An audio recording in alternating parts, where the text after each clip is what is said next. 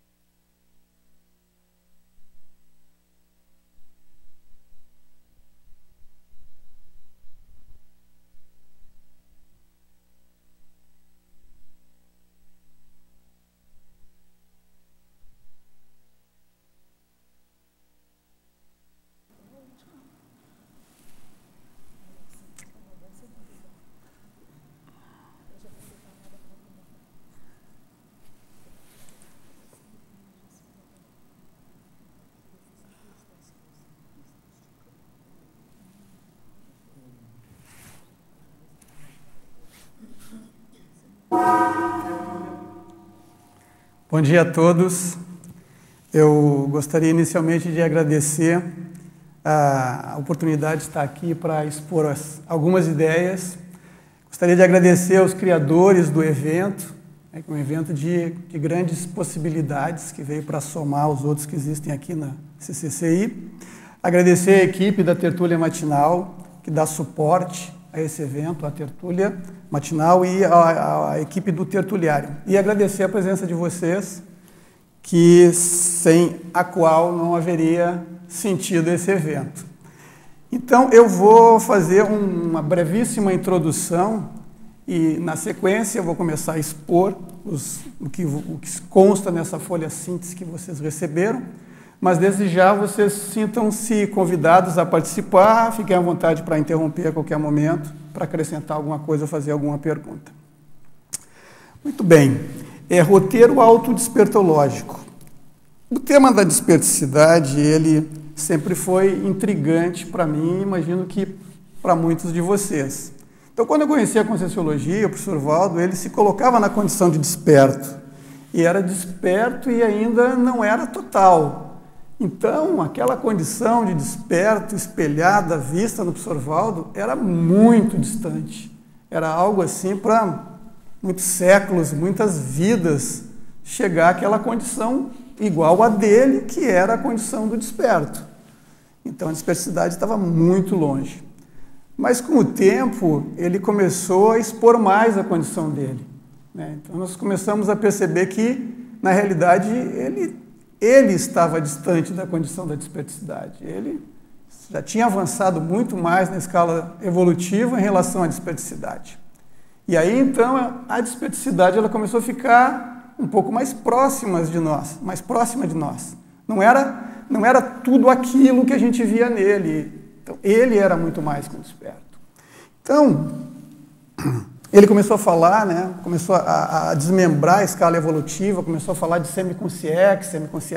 semiconsciencialidade, teleguiado autocrítico, né, e começou então a se expor mais. E quando ele lançou aquele desafio, lá em dezembro de 2011, que foi lá num evento de qualificação das equipes do ECP2, onde ele disse que haviam amparadores que estavam lá, que tinham feito um balanço na CCCI e que haviam pessoas que poderiam atingir a desperticidade em 3 anos. Então ele lançou um desafio para os presentes, extensivo a todos os membros da comunidade, que poderiam, se empenhassem e sistematizassem esse processo todo, poderiam chegar nessa condição, até dezembro de 2014. Então eram aqueles 3 anos. Eu, no primeiro momento, eu fiquei surpreso com isso, porque, né, embora o professor Valdo tivesse colocado, né, toda essa questão que explicitaria, evidenciaria que ele estava numa condição além da desperticidade, isso estava na minha cabeça assim como um pano de fundo, eu nunca tinha parado para pensar nisso. Mas quando ele colocou aquilo ali, disse, pô, primeiro, tinha confiança nele, a confiança nos amparadores, se não fosse real, isso não seria colocado para nós. Mas aí eu comecei a fazer umas contas, porque sempre falava 20 anos de TENEPS, chegaria na desperticidade. Eu disse, pô, eu conheço a Conscienciologia na época há 20 anos. A Conscienciologia já estava lançada há mais de 20 anos, bem mais de 20 anos. Eu conhecia há 20 anos. Eu fazia TENEPS na época há 15 anos. Eu pensei, 15 mais 3 dá 18. Comecei a fazer umas contas. Lá eram 20 anos do curso CP2, então aquilo começou a fazer sentido. A comunidade toda já está envolvida nisso há 2 décadas. Quer dizer, faz sentido que nós já estejamos em condições de chegar a esse ponto evolutivo, ou ao início dessa etapa evolutiva. Então eu comecei a examinar as possibilidades, em geral, e as minhas, obviamente, mais de perto. E começaram alguns marcos. Eu lembro que em início de 2012, né, mais ou menos fevereiro, março de 2012, quando havia aquelas conversas ali na recepção do CEEC, que depois viraram as mini tertúlias, foram para o Salão Verde, vieram aqui para o tertuliário. Então aquelas conversas que tinham ali, que o professor Valdo vinha esperar abrir o refeitório para almoçar, ele chegava ali 10 para as 10, 10 horas, mais ou menos, abria às 11, e aí a gente chegava junto com ele e, claro, aí começava aquela conversa, né? O professor Valdo nunca tinha nada parado, então começava aquele papo, ia chegando mais gente, e ele começava a colocar coisas, tanto é que se formou a mini tertúlia. Então ali ele tinha aquelas tiradas dele, né? Às vezes seguia no fluxo do assunto, às vezes ele vinha do nada e largava alguma coisa. Aí ele largou uma ali que me marcou e marca até hoje, que foi a questão da irritação.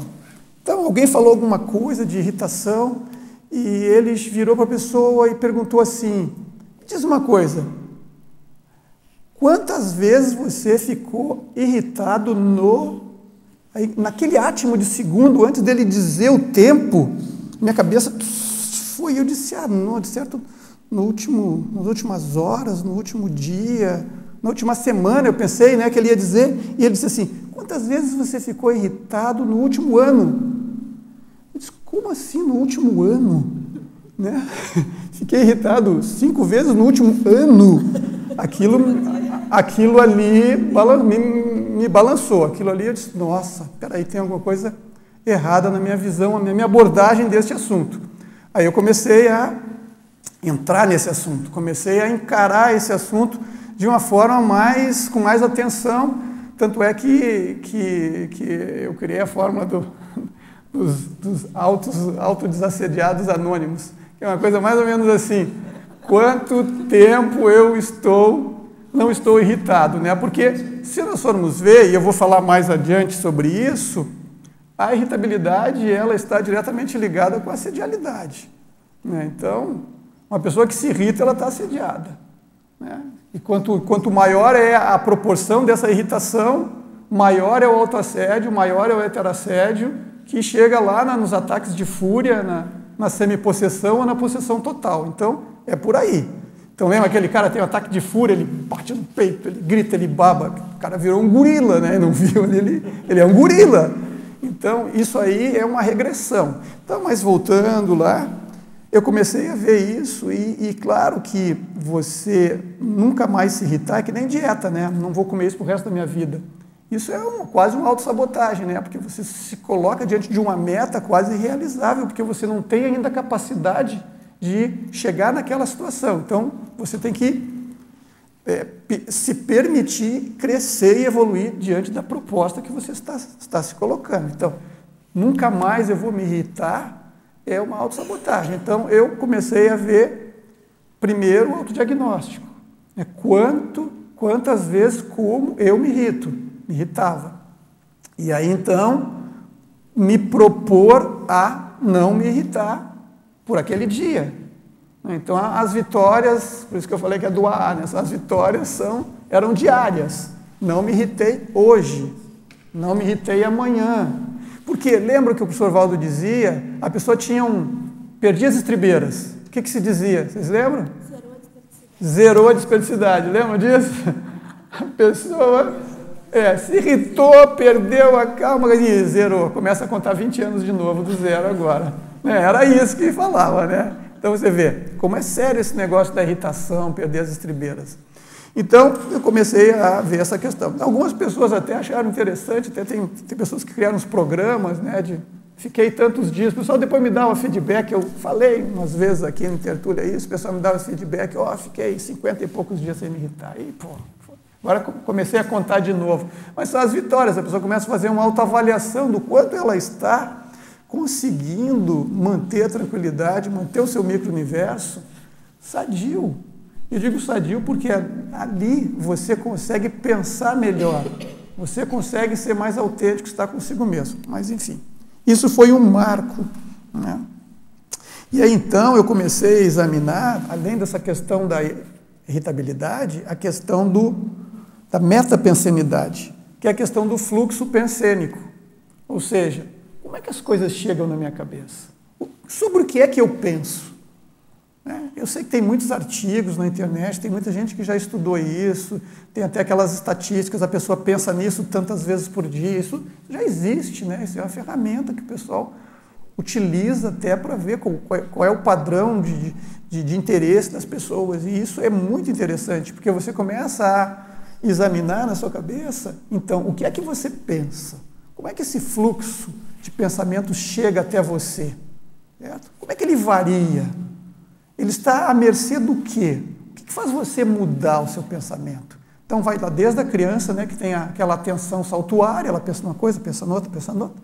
Por isso que é difícil o assédio pegar na criança, porque o assediador não consegue fazer ela entrar numa coisa e ficar se remoendo naquilo. Ela sai daqui, pensa ali, pensa aqui, pensa aqui. Mas quanto mais nós vamos crescendo, mais nós conseguimos fixar a nossa atenção nas coisas. Por um lado é bom, mas por outro lado isso pode ser manipulado. Você pode ser levado, fixado a pensar em alguma coisa e entrar naquilo de um jeito que você constitui ali um estado patológico. Então, como é que isso funciona? Isso no meu caso, eu até cheguei nisso, numa condição que eu estava relaxamento para dormir. Já comentei isso em alguns cursos. Então, eu deitava e com muita coisa para fazer, aquilo ali começava na minha cabeça, né? Pensamento vinha, e eu disse, bom, eu não vou pensar em nada. Eu sei que é impossível não pensar em nada. Né? Quer dizer, tem aqueles estados de meditação que a ideia é você aquietar a sua mente num ponto tal que você, em tese, não pensaria em nada, mas na minha experiência, é impossível você não pensar em nada. Nossa cabeça é um vulcão de pensamentos. Então, o que acontece? O meu pensamento era não pensar em nada. Eu ficava lá, não vou pensar em nada. Vinha um pensamento, não vou pensar em nada. Pensamento, não vou pensar em nada. Então, o que começou com uma ideia de poder ter algum controle, alguma calmia mental, me levou a um exame, a conhecimento, a um entendimento, a um contato de como é que as ideias vinham na minha cabeça. Como é que os pensamentos chegavam, que tipo de pensamento chegava, qual era a sequência. Eu fiz isso durante várias noites, até comecei a fazer isso de dia, né, a todo momento, ou o quanto era possível para mim fazer isso. E isso me levou a alguns itens que estão aqui também aqui no roteiro, que é essa questão do domínio da impulsividade. Então, se você consegue examinar, ou se você consegue receber o pensene na sua cabeça, você não reage automaticamente, aí você consegue pensar antes de falar, pensar antes de agir, porque não é um fluxo direto. Chegou o pensamento na sua cabeça e você fala, chegou o pensamento na sua cabeça e você sai elaborando aquele pensamento. Chegou o pensamento na sua cabeça e você age. Não é assim, o pensamento chega e você olha para ele, antes dele entrar em ação ou ele provocar alguma consequência no seu micro-universo. E aí, então, nessa sequência, surgiu o PROAD. Estou colocando para vocês aqui um breve histórico até eu chegar a algumas conclusões. E chegou o PROAD, que é o Programa de Aceleração da Desperticidade, que é algo que, se eu puder, algo que eu posso recomendar para as pessoas é o PROAD. Para mim funcionou muito bem, está ali um dos professores ali, o Albert. E foi um curso que me ajudou muito a organizar as coisas, até porque antes do PROAD você tem que responder todo o conscienciograma, assim, direto, é uma coisa que eu nunca tinha feito, eu tinha feito ele em partes, eu examinei muitas sessões que me interessavam, mas assim, pegar ele do início até o fim e responder em sequência eu nunca tinha feito. Aquilo para mim foi muito interessante, até falei para o professor Valdo que achei um dos melhores livros dele, é óbvio que cada livro tem uma abordagem, mas esse livro é extremamente útil, impressionante. Então tem que fazer o conscienciograma, tem que fazer o Conscien Cobaia, tem que fazer a consciencioterapia, tudo isso antes do PROAD. Então você já faz um pré-balanço de uma série de coisas.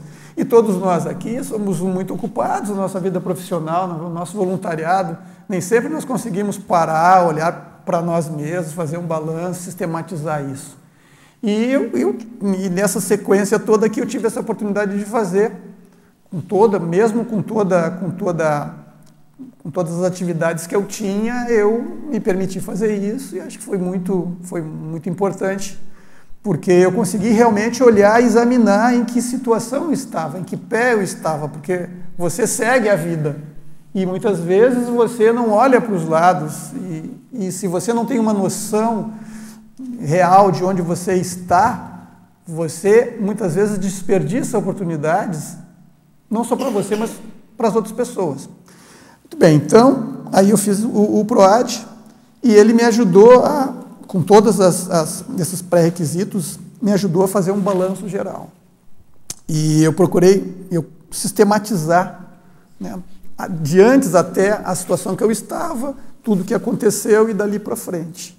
Foi daí que surgiu esse roteiro autodespertológico.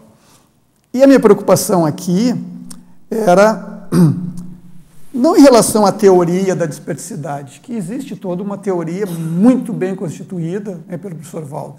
Tudo que ele escreveu, tudo que está escrito, tudo que ele falou. Então tem todas aquelas coisas relativas à desperticidade, né, que compõem o universo da desperticidade. Mas a minha preocupação era, dentro da minha visão, né, pragmática, né, sistemática, de resultado, né, que eu tenho, algo que fosse específico, cotidiano, dia a dia. Como é que então no meu dia a dia eu faço isso? Para chegar nessa condição ou entrar em contato com todos esses aspectos, né, da teoria do corpo de ideias que coloca o estado, né, ou a condição do ser desperto. E foi daí que então eu cheguei nesse roteiro autodespertológico e eu tenho ele mais ou menos pronto há quase 4 anos. E eu, nos últimos tempos, tem essa requisição, né, para que eu colocasse e expusesse isso, né? Então, requisição extrafísica. Não posso dizer que foi uma pressão, porque foi uma coisa boa, não é? Mas também existe a pressão positiva, não é? Que me levou a a colocar isso o mais rápido possível, expor, até para que eu desse continuidade. E até já estou com um verbete aqui sobre esse roteiro praticamente pronto também. Então eu vi que fazia maior sentido, né, eu estar expondo isso. Então eu vou colocar aqui, e mais uma vez vocês sintam-se à vontade para interromper, expor, perguntar no momento que vocês desejarem. Então esse roteiro autodespertológico é a sequência de etapas ou procedimentos, possibilitadora da conquista da condição da autodesperticidade, notadamente inicial, vivenciada por determinada experimentadora ou experimentador, podendo servir ao modo de alternativa com sim, homem ou mulher, para elaborar o próprio roteiro. Óbvio, é algo aqui que funcionou para mim, talvez funcione para outras pessoas, mas cada um tem o seu temperamento e o seu modo de encarar a vida e possivelmente teria outros itens a acrescentar e a melhorar do que está aqui. Então, existe um pré-requisito para isso. Então, por exemplo, se a pessoa não pensa em voluntariar, não pensa em ser docente ou não está fazendo isso, não pensa em escrever, não pensa em fazer TENEPS, a dispersidade ainda não é para ela, certo? Então, é pré-requisito lógico a consciência interessada em alcançar a condição de autodesperticidade, estar comprometida com a interassistencialidade ou a interassistência. E, portanto, manter contato com amparadores extrafísicos de função nas atividades de voluntariado, docência, autorado e TENEPS. Tendo conquistado o domínio básico do estado vibracional e a capacidade de fazer assimilação e desassimilação simpática das energias conscienciais. Então, isso são pré-requisitos. Aqui está embutida a mental somática, a cosmoética, porque no exercício dessas funções ou dessas atividades, nós nos deparamos com isso. Então, repetindo, se a consciência não está conectada com esse universo da interassistencialidade, a dispersidade, ao modo do que nós entendemos ser cosmoética e produtiva, não é para ela ainda. Se ela não entende o valor do voluntariado, o valor da TARES, se ela ainda não estudou para, de alguma maneira, publicar, e hoje nós temos muitas oportunidades, né? Temos revistas, temos a enciclopédia, então a pessoa não precisa ter feito um livro, mas seria ótimo, é o melhor, mas ela publicar. E o publicar significa ela expor e expor-se. Então ela vai defender suas ideias. No verbete é literalmente, ela presencialmente vem e defende as suas ideias. Então é este contato com o universo das energias que envolvem uma ideia e as consciências envolvidas na divulgação dessa ideia, tanto a favor quanto contra essas ideias, é que promove esse exercício de crescimento que faz com que a pessoa ela arrume para essa condição de dispersidade. Então, esses seriam os autoenfrentamentos básicos. A pessoa ir para a sala de aula, a pessoa ela está no dia a dia doando as suas energias, o seu tempo, o seu conhecimento dentro do seu voluntariado. Isto abre as portas, é o começo da dispersidade. Então, eu vejo que por isso que os amparadores colocaram lá com o professor Valdo essa condição, porque muitos de nós fazem disso o seu dia a dia. Então, isto é algo que nos coloca na condição de enfrentamento do auto e do heteroassédio. E, ao mesmo tempo, nos capacita. Esse enfrentamento ele serve como autocapacitação, porque nós temos estruturas, temos infraestrutura que nos ajuda a crescer dentro disso. Outra coisa é o domínio básico do estado vibracional. No desenvolvimento dessas atividades, nós somos obrigados, de certa forma, ou seja, essas atividades nos levam ao domínio do estado vibracional. Isso faz parte, né, a docência, inclusive em sala de aula, você tem que passar a técnica do estado vibracional. E sem estado vibracional, você não promove a sua autodefesa energética. A assimilação e desassimilação das energias. Se você não faz isso, você vai ficar conectado, você vai ficar plugado com os assistidos e os assediadores. Então, você tem que ter a capacidade da assimilação e desassimilação energética. Isso num estado mínimo. Então, isso aqui seria uma espécie de pré-requisito para você se colocar na condição de candidato à desperdicidade. E o outro item aqui, que é o autodestemor. Então, vale ressaltar que na postura pró-desperdicidade são fundamentais a autoconfiança, a coragem e o desassombro diante dos desafios e injunções do percurso evolutivo. Então, você não pode ter medo. Se você pensa em desperdicidade, mas tem medo, são antagonismos. É um antagonismo, né? Você tem que ter uma dose de destemor, você tem que ter coragem, porque você vai fazer o autoenfrentamento, o heteroenfrentamento. E é claro que você tem que estar consciente também que você não vai estar sozinho nessa condição. Então, é uma equipe. É importante nós termos esse senso de equipe. Nós estamos trabalhando em equipe. Mas é claro que no pré-requisito das atividades de voluntariado e docência, nós estamos experimentando essa condição, nós estamos vivenciando isso, nos tornando autoconscientes desta condição do trabalho em equipe. Equipe intrafísica, equipe extrafísica. Então, nós não estamos sós nessa empreitada. Então, aqui eu coloco 10 etapas. E aqui está esse item, né, da didaticologia. Então, essas 10 etapas do roteiro autodespertológico estão apresentadas a seguir de forma didática, em uma ordem didática. Ou seja, não é necessário o atendimento primeiro, não é necessário o atendimento a essa sequência. Uma etapa, para depois outra, para depois outra.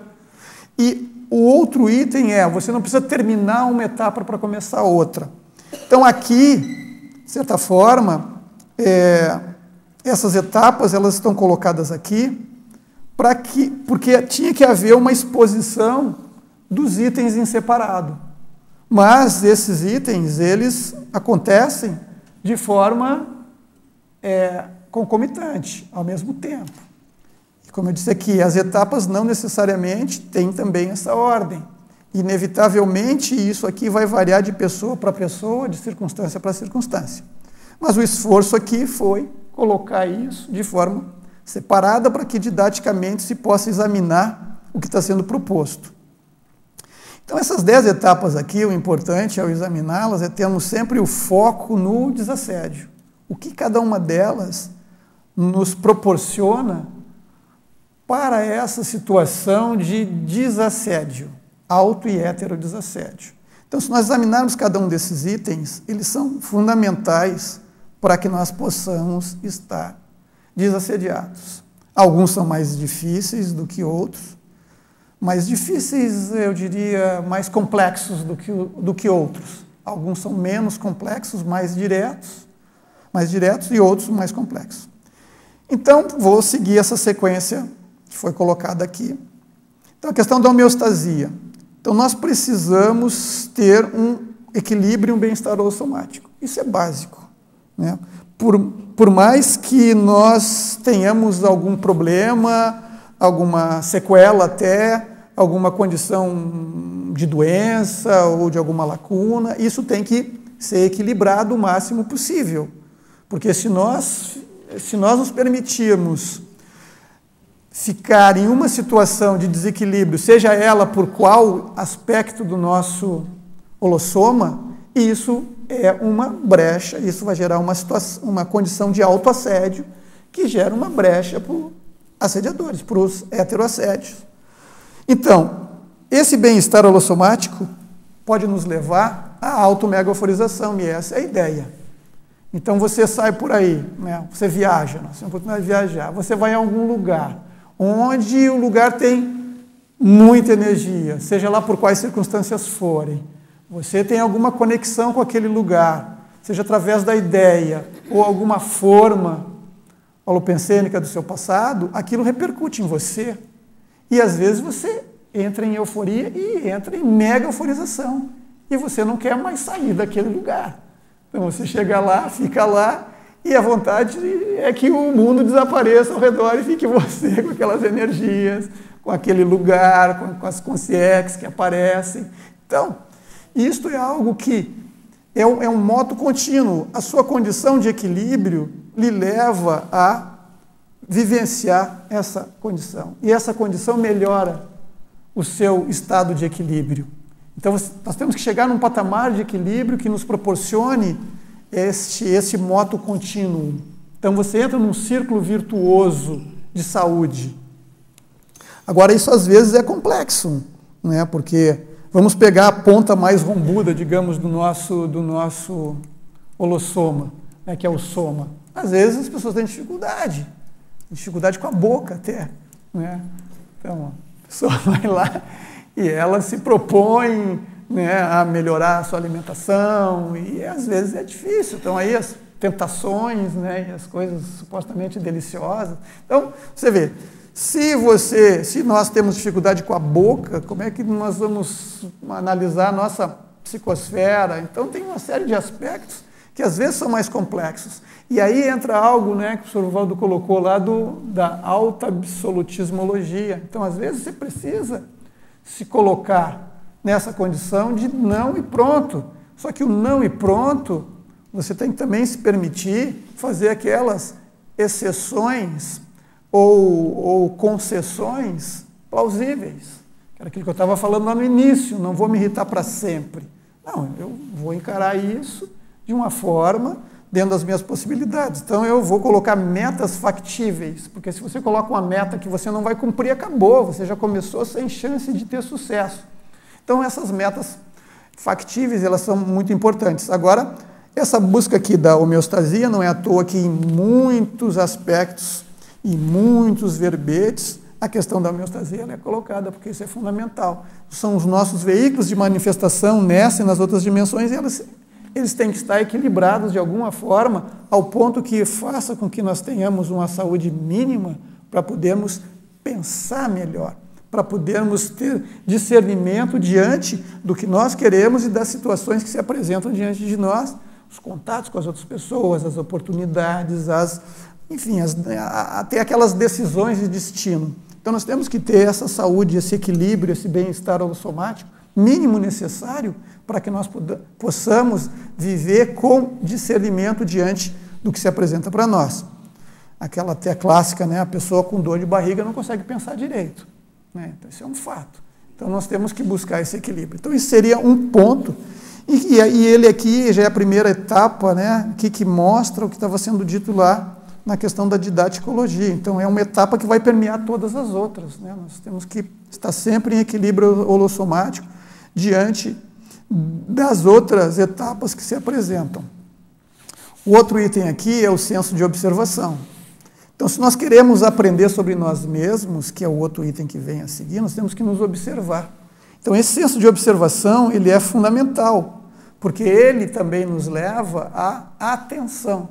Se nós não estamos atentos, por exemplo, às nossas reações, como é que nós reagimos diante de determinados aspectos, como é que, por exemplo, nós vamos desenvolver a nossa sinalética parapsíquica? É nessa observação das ações e reações e consequências diante do que acontece conosco que nós, então, identificamos, por exemplo, as sinaléticas. Então, a auto-observação é fundamental. E na heteroobservação, você tem a possibilidade de aprender com as outras pessoas, porque não é à toa que nós somos seres gregários, nós vivemos em sociedade, né? A cultura se faz no contato com o outro. A cosmoética, até a ética ou a cosmoética se faz em contato com outras pessoas. Então, através do relacionamento, do contato com as outras pessoas, da vida em comunidade, é que nós podemos aprender muito sobre os outros, sobre nós mesmos. Então, nós observamos as nossas reações diante das circunstâncias, observamos as reações das outras pessoas diante das outras circunstâncias, observamos as reações das outras pessoas diante das nossas reações. Então, é um grande laboratório de aprendizado o contato com as outras pessoas. As outras pessoas, elas nos ensinam muito sobre nós mesmos. Mas, para isso, nós precisamos estar atentos, para isso nós precisamos ver, para isso nós precisamos prestar atenção, olhar, registrar e sistematizar isso. Colocar isso dentro de um contexto maior, onde isso soma a uma visão que você vai agregando. Porque senão nós observamos, pois é interessante. Se nós não juntamos todas essas pontas, isso fica perdido. Por isso também o professor Valdo insistia tanto na questão do registro, o registro e o exame dos registros. Então a questão da auto e heteroobservação, né, é fundamental. Então esse senso de observação é algo que considero fundamental na questão do autodesassédio. Autoconhecimento. Então, esse senso de observação já te ajuda a identificar os trafores, os trafares, os trafais. E vejam, isso é algo que nós escutamos desde quando chegamos na Conscienciologia, não é? Lista de trafores, lista de trafares. Chegar para a pessoa e dizer, faz a minha lista, uma coisa toda, né? Se falava, vai fazer uma dupla evolutiva, cadê a sua lista de trafores, de trafares? Tinha toda essa... Isso permeia o universo do voluntariado da Conscienciologia. Mas até que ponto nós já fizemos isso? Até que ponto cada um de nós já fez essa lista de trafores, essa lista de trafares, e depois o professor Valdo acrescentou os trafais, né? Então, até que ponto nós já fizemos isso? Né? No ponto de vista mais, digamos assim, sistemático e do ponto de vista da desassedialidade. Porque isso nos leva às reciclagens, e em especial às reciclagens intraconscienciais, que são as autossuperações. Então, nós temos que entender quem somos nós para sabermos o que, então, nós vamos ou precisamos modificar para melhorar a nossa condição individual e a nossa condição de relacionamento com as outras pessoas, a nossa condição de ponto de, digamos, atividade dentro de uma comunidade. O outro item é o senso crítico. Então, o autoposicionamento cosmoético, a vivência do binômio admiração-discordância. Então, esse autoposicionamento cosmoético é algo que é um dos itens complexos. Porque a ideia é que nós nos posicionemos diante de tudo. Né? Tudo que está à nossa frente, nós temos que nos posicionar. Né? O mundo se mostra para nós estamos aqui para tentar entender e agir diante dessa dimensão. O professor Valdo falava que ele veio aqui para dar um balanço no cosmos. Né? Então, quer dizer, é o que é isso? É expor, desenvolver o senso crítico em relação a tudo. É óbvio que aí nem tudo nós poderemos expor. Isso faz parte, né? Mas a ideia é que nós nos posicionemos diante de tudo. É claro que aí vamos entender tudo que importa, né? Nós não precisamos nos posicionar diante do desempenho do centroavante lá do Flamengo, né? Não é isso. Mas diante daquilo que importa para nós, nós temos que nos posicionar. Nós temos que fazer juízo de valor diante de tudo. Agora, como eu disse, nem sempre nós podemos nos posicionar, e isso é complexo, esse autoposicionamento cosmoético, porque ele vai envolver, em especial, a nossa relação com as outras pessoas. Então, às vezes, você não pode falar tudo, e aí você vai ser incompreendido pelas outras pessoas. Muitas vezes até cobrado pelas outras pessoas, o seu posicionamento. Embora você o tenha, nem sempre você vai poder expor. E, às vezes, você tem que expor o seu posicionamento. Você precisa expor. Doa quem doer, né? Você tem que falar, você tem que ir ao osso, e às vezes é um parceiro seu, às vezes, né? Aquele colega de trabalho, às vezes é um amigo, você tem que expor, mesmo com o risco de ser taxado de deselegante, mas você tem que expor isso, e isso também vai causar problema. Everton, por isso que eu vou fazer o meu, meu autoposicionamento aqui, te interrompendo, Fique talvez sendo deselegante, mas eu acho que, assim, pelo fato de eu estar com vontade de te perguntar alguma coisa, então eu vou atender a esse impulso aí, que talvez seja positivo. Até agora, você falando aí, em relação à questão aí da autodespertologia, me vem assim toda hora esse exercício para a gente chegar nessa condição, nessa fase de desenvolvimento aí consciencial. E aí me vem sempre essa questão assim de Aí quando você falou em posicionamento, foi o ápice maior, assim, que eu, não, tem que falar agora. Porque eu estou falando por mim, assim, por exemplo, se eu estou me autoposicionando em relação ao meu, vou pôr aqui um exemplo, ao meu duplista, eu corro o risco de eu não ser aceita, e aí eu vou fazer o meu teste, eu vou ficar irritada com essa condição. Então, ou seja, o exercício para a despertologia é justamente esta questão, porque não quer dizer que eu não vou ser mais, não vou ter mais trabalho para fazer, eu vou ser feliz para sempre, eu vou ter, entende? Então, assim, eu só queria, eu só estou assim enfatizando isso aí, mas eu penso que é isto mesmo, né? Porque em primeira visão, assim, rapidamente, de uma forma simplista, pode ser, eu também já pensei isso aí algumas vezes, pô, depois que eu for desperta, eu vou ser, não tem mais nada para fazer, está ótimo, aí eu vou chegar num patamar que é o ideal, mas corpo fechado, não entra mais nada, mas aí eu vejo que não é bem por aí a situação, né? É muito mais assédio do que se pensa, né? E aí tem que dar conta disso. É mais ou menos por aí, Everton, meu raciocínio. O Sr. Valdo, inclusive, escreveu lá o paradoxo desassediador. Então, o que acontece é assim, ó, a sua relação com o assédio e com o amparo. Essa que é a condição. Porque uma questão assim, nós estamos mais acostumados a nos relacionar com o assédio do que com o amparo. Então, às vezes, paradoxalmente, é mais difícil nós entrarmos em harmonia com os amparadores por causa disso. É uma questão de sinapse, parasinapse.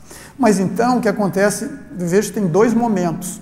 O primeiro momento é quando você fica um pouco mais lúcido, um pouco mais sensível, um pouco mais atento, você começa a perceber que você começa a perceber mais os assediadores. Então, aquela condição que estava ali, ela fica mais recrudescida, digamos, não porque ela piorou, mas porque você começou a perceber mais. Esse é o primeiro momento. Então, você começa a perceber mais o quanto você é atacado, o quanto você é pressionado pelos assistidos e pelos assediadores, ou seja, por aquelas consciências que precisam da sua atenção, da sua energia, que são os assistidos, e por aquelas que não deixam de ser assistidos, mas elas têm a intenção de lhe prejudicar, que é o que eu estou chamando de assediadores. Então, paradoxalmente, isso pode ser um bom sinal. Claro que é um bom sinal. O professor vai dizer, o maior galhardão é você sofrer um ataque de um mega assediador.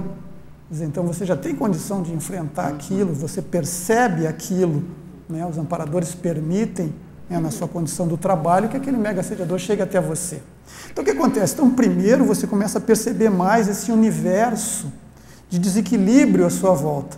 Mas você começa a perceber mais o universo de amparo à sua volta. Isso no começo dessa condição. Quando você avança um pouquinho mais, você se percebe e os amparadores lhe percebem como mais capacitado, aí o serviço aumenta. Porque aí são trazidas até você consciências para serem assistidas, certo? E vem mais amparo. Só que o que eu percebo é que isso não é uma coisa impositiva. Chega um momento de decisão. Então você percebe esse universo e chega esse momento em que você pode dizer sim ou não. Você pode dizer sim, eu quero mais trabalho, eu quero entrar mais nisso. E aí vem mais as consciências assediadoras, a pressão aumenta, os amparadores estão juntos. E você pode dizer, não, eu não quero essa condição para mim. Você pode, é uma opção sua. Aí os amparadores, eles vão se recolher.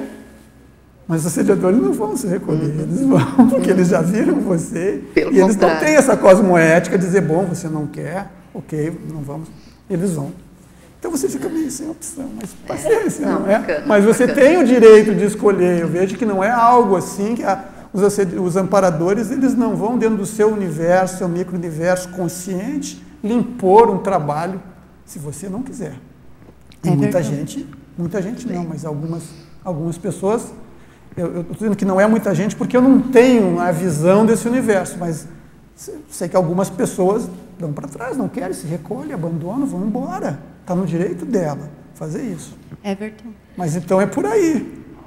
Então quer dizer, você não vai ficar num mar de rosas no qual nada acontece. Mas, por outro lado, há uma vivência de uma tranquilidade. Sabe? Não quer dizer que você não tem um trabalho, mas você não sofre com esse trabalho. É algo que faz parte, claro. Às vezes você lamenta, você lastima aquela condição, né? Você desejaria que fosse diferente, mas aquilo você não sofre. Né? Então, há, sim, um patamar. E veja, gente, eu me coloco aqui na condição de despertinho, né? Toda a soleira da desperticidade. Tem todo um universo que eu tenho que aprender e vivenciar. Mas eu me vejo tendo passado um gargalo inicial, onde eu não sofro pressões e perturbações fortes há muito tempo. Então, eu me vejo assim, tem um universo da desperticidade. Eu vejo que eu cheguei aqui na porta, se é que tem uma porta, e estou aqui na soleira da porta. E isso, para mim, é algo que me coloca nessa condição de não sofrer com isso. Eu imagino que vem pela frente. Posso fazer Alô? Dentro desse senso crítico, está funcionando? Eu acho que você desligou. Não, ele que está desligando. Posso pegar? Eu vou pegar. Dentro desse senso crítico, Everton, deixa eu te perguntar uma coisa. É diferente você identificar o seguinte. Desculpa, você pode trocar? Posso. Esse aqui está funcionando. Dentro desse senso crítico, eu diferenciar se esse assédio, esses assistidos que eu estou percebendo, se isso foi gerado por um autoassédio, ou se é essa condição de você estar sendo uma isca mais consciente, né? Porque senão a pessoa pode dizer, não, eu tô com mais trabalho porque eu estou muito bem, então por isso que eu estou com tanta pressão. Às vezes, tem que ter esse senso crítico de diferenciar essa condição gerada pelo autoassédio do que a isca consciente que está ali disponível para poder fazer um nível de assistência diferenciado. Tá certo isso? Perfeito. Agora, aí entra a condição da confiança no seu autoparapsiquismo. Isso que te tira essa dúvida. Então, você tem que ter confiança no seu autoparapsiquismo. Como é que você consegue isso? Nós temos uma série de ferramentas hoje, vem do acúmulo de experiências. Em especial, experiências que envolvem outras pessoas. Então, você tem hoje o acoplamentário. O acoplamentário é um curso sensacional, é um curso que faz com que você tenha a possibilidade de avaliar suas autopercepções. Então, aquela viagem na maionese, você pode checar com as outras pessoas. Você teve uma parapercepção aqui. Pode ser elucubração, imaginação sua. Mas se outro teve, 5 tiveram, gente, aí a ciência da probabilidade estatística vai avaliar que aquilo tem muitas possibilidades de ter sido real. Então você começa a adquirir essa autoconfiança no seu parapsiquismo. Outra coisa, com sincobaia, onde as pessoas vão te dar feedback. Então você faz aquele ajuste da sua autoimagem. A consciencioterapia. Hoje nós temos instrumentos, deixa eu ver se eu não esqueci nada aqui. O PROAD. Então nós temos instrumentos que fazem com que nós possamos fazer uma verificação das nossas parapercepções. Os cursos de campo, as dinâmicas. Então, isso são ferramentas que fazem com que nós possamos, através do acúmulo de experiência, termos confiança. Assim como nós temos confiança numa sinalética parapsíquica, aconteceu a sinalética, você tem certeza. Você tem certeza porque você ficou, às vezes, anos examinando aquilo. Então, você tem confiança. E aí, chega nesse ponto que você colocou. Você vai ter essa confiança no seu discernimento, que você forjou ao longo do tempo através do acúmulo de experiências. É isso que eu posso te colocar, porque realmente é um fato. Se a pessoa não tem confiança no parapsiquismo dela, ela pode estar fomentando o auto e o heteroassédio, criando um universo imaginário, onde ela envolve a si mesma, as consciências, as consciências que estão em volta dela e as consciências que estão em volta dela. Isso é um risco. E o autoconhecimento que você falou, porque se eu sei que aquelas situações me pegam mais, eu ainda me pego, digamos, eu não estou nessa condição ainda da soleira, digamos, né? Eu sei que aquilo é mais provável que seja ainda um processo que eu tenho que trabalhar do que eu já estou aqui, né? E a outra coisa também que eu estava colocando antes, que também vou falar mais a seguir aqui, é o fluxo autopensênico. Você consegue discernir até que ponto isso foi uma intrusão, foi um exopensene. Então, esse conjunto de condições faz com que você tenha essa autoconfiança e que você seja mais direto, mais assertivo nas suas ações. Não é um imaginário seu, mas é um risco sério. Everton, anteriormente você estava falando desse posicionamento, de seguir em diante, para dar conta do processo da assistência, né? Como que você faz para discernir isso? Porque tem assim, o fôlego da consciência que ela vai reciclando, vai dando conta de cada vez mais, né, atender com os sims e com os ex. Mas como é que você vai discernir isso? Como é que você faz isso? O seu autoposicionamento? Para chegar no nível de espertidade, tem todo um caminho. Como é que você vai se posicionando com isso? Como que você faz a aferição desse processo? Pelas reações e consequências. Então, você tem que se posicionar com aquilo que você tem. Então, o seu ponto de vista daquela situação, você vai pensar, vai pesar, vai analisar e vai se manifestar. Em tese, as chances de erro são grandes, porque quem vai acertar mais é a consciência livre, certo? Então, você vai, dentro do seu momento autoevolutivo, dentro da sua condição, dentro do seu discernimento, você vai se posicionar. E, se você errar, isso vai fazer parte do aprendizado, do aprimoramento desse autodiscernimento. Se você não se posicionar, você não vai saber em que ponto você está. E esse posicionamento serve tanto para essa autoaferição, quanto para uma heteroaferição. Porque você faz parte de um grupo. Você é um componente de uma personalidade, um componente da personalidade daquele grupo. Então, você vai ajudar o grupo, inclusive, no seu posicionamento. Porque ele vai fazer parte da média do grupo. Então, você vai se posicionar. E se você errar, paciência. Esse é um outro ponto, né? Nós temos medo de errar, que a Janete colocou, vou me posicionar, eu tenho medo de não ser aceito. Isso é um problema. Então, tem um estudo da dinâmica dos grupos, né? As pessoas, elas entram para um determinado grupo e querem fazer parte dele, e elas tendem a se automutilar para ser aceitas naquele grupo, de acordo com os preceitos, com as regras, com as normas implícitas ou explícitas daquele grupo, porque ela quer ser aceita. Isso é uma doença. Não querer ser aceito, mas se mutilar para ser aceito. Você tem que expor a sua personalidade, aprender com o grupo, oportunizar o grupo a aprender com você, por isso você tem que se posicionar e você vai ver até que ponto é possível e é evolutivo para você e para esse grupo você permanecer nele. Né? Então, você não pode deixar uma carência afetiva, emocional, sobrepor o seu discernimento. Porque às vezes você quer ser aceito, você quer ser gostado, você quer ser inserido, e você deixa de lado os seus valores, os seus posicionamentos, a sua coerência. Muito bem, aí você é aceito, mas no fim, no frigir dos ovos, você vai ser usado por aquele grupo para manter o status, né, de funcionamento daquele grupo. E aí você não ajuda esse grupo a funcionar. Então você tem que se posicionar assim. Você não pode ter medo de errar, você não pode ter medo de ser discriminado, de ser até escanteado, paciência. Faz parte do convívio isso. São riscos. São, sim. Eu entendo isso que você está trazendo no processo para fora, né, do contexto do grupo, mas intraconsciencialmente esse autoposicionamento, que a gente tem um curso intermissivo, tem algumas coisas que a gente vai aos poucos lembrando. Eu fiquei me questionando assim, como que é essa nova etapa de assumir mais um trabalho, tanto extrafisicamente, como que você foi fazendo esse posicionamento? Como é que... digamos, até para poder entender o espelhamento, né? Observar. Digamos que este posicionamento, você precisa externalizar ele. Você não pode ficar dentro do autoposicionamento só interno com você.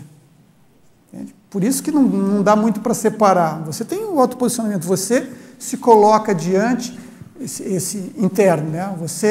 Acontece uma situação qualquer, você vai, dentro do exercício do seu senso crítico, você vai se posicionar, você vai dizer, não, isso aqui poderia ser assim, poderia ser assado, aquilo está está equivocado, isso aqui está perfeito, está correto, você vai se posicionar. Agora, o que significa esse posicionamento?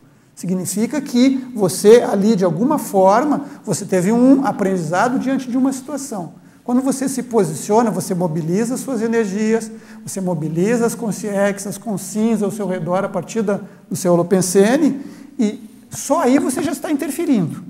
Agora você tem que externalizar isso quando possível, nem sempre é possível.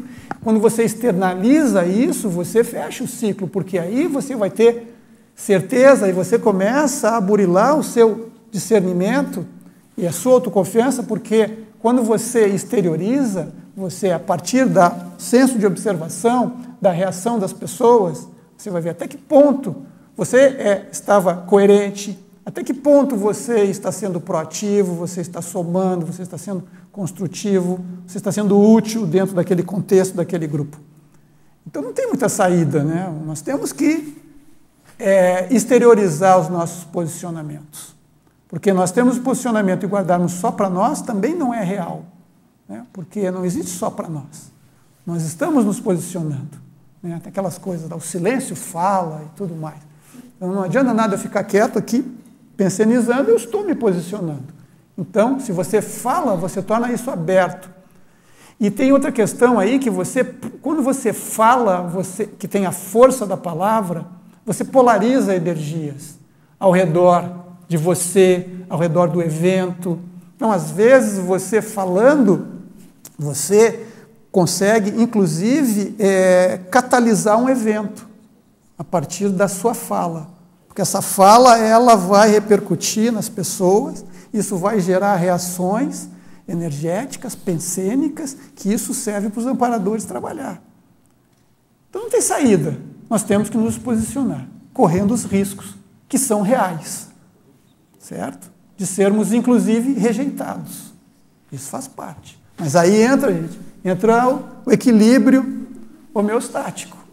Nós temos que estar com tranquilidade, com autoconfiança, melhorar a nossa autoestima, para nós não termos medo de sermos rejeitados, de sermos discriminados. É a questão da sua força presencial, né? Você vai forjando a sua força presencial a partir disso.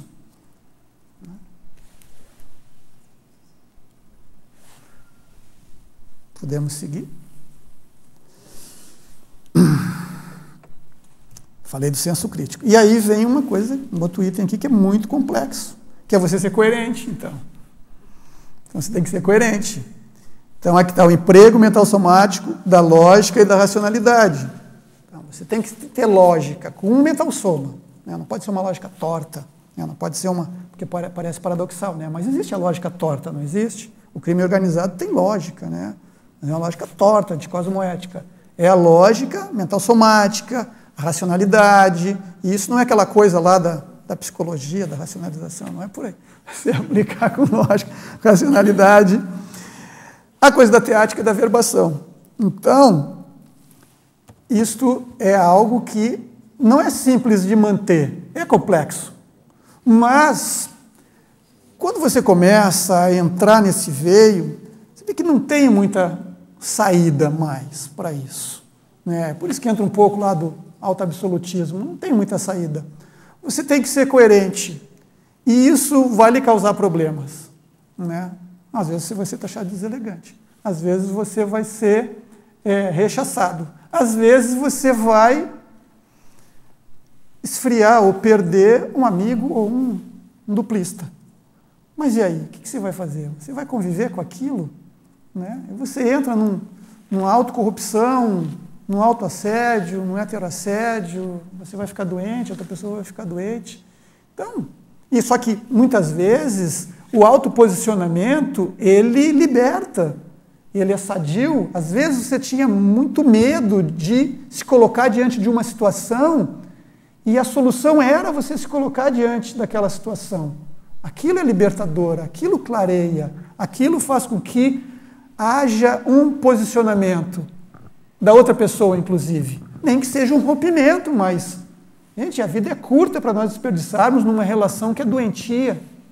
Você estava falando, e eu elaborando aqui, fui pensando, né, que o não posicionamento em vários aspectos de voluntariado, profissão, vida pessoal, enfim, é um tempo, energia, amizades evolutivas. Então, você fica naquele, parece o limbo, né, não vai...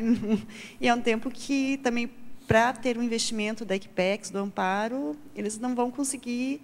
Não que eles não vão, né? Eles não vão posicionar por energia e o processo acontecer porque não sabe como é que vai ser a continuidade daquilo, né? Pensa, os amparadores, como você falou, vão mobilizar toda uma equipe, toda uma circunstância para uma dúvida. E se a pessoa não vai? Óbvio, sempre vai haver essa possibilidade, mas que essa possibilidade seja mínima. E esse é o objetivo do posicionamento. Né? Você tem que ser uma personalidade definida. Você tem que se definir. Você é assim, não quer dizer que amanhã eu não vá mudar.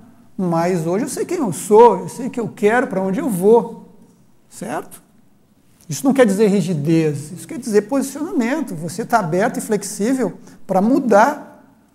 Eu já fiz mudanças grandes, né, e definidoras na minha vida. Eu já mudei, já transformei o meu ego de um dia para o outro, virei praticamente outra pessoa diante de determinadas circunstâncias e informações que deram sentido para esse novo posicionamento e tiraram o sentido de muitas coisas do outro posicionamento, da outro tipo de vida que eu levava. E eu mudei. E amanhã eu vou mudar de novo, se assim for. Mas tem que ser algo coerente, tem que ser algo que faça sentido, algo que tenha lógica, que tenha racionalidade. Agora, sem esse posicionamento, sem nós deixarmos claro o que nós estamos pensando, em especial para os amparadores, não haverá esse investimento. Esses laços de equipe, eles vão ficar meio que frouxos, porque não há essa confiança, não há certeza, pelo menos relativa, de que você vai fazer parte daquele contexto. O Ayrton falou um negócio.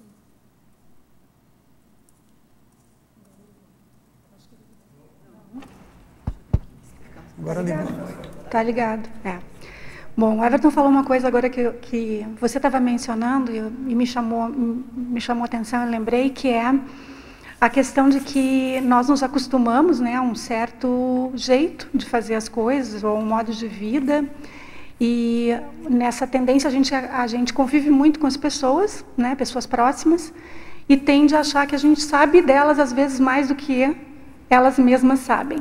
Né? E eu acho que isso é muito comum, assim, isso acontece com a maioria de nós, né?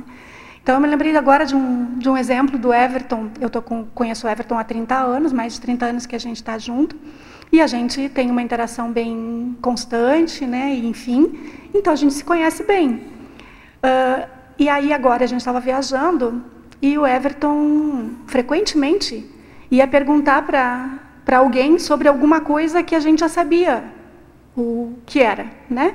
Então, do jeito que eu sei que o Everton costuma checar bem as coisas, né, para não errar, eu poderia, supostamente, né, já interpretar. Bom, ele vai fazer isso para confirmar algo que ele já sabe, mas aí reforça, né, de que aquilo realmente é assim.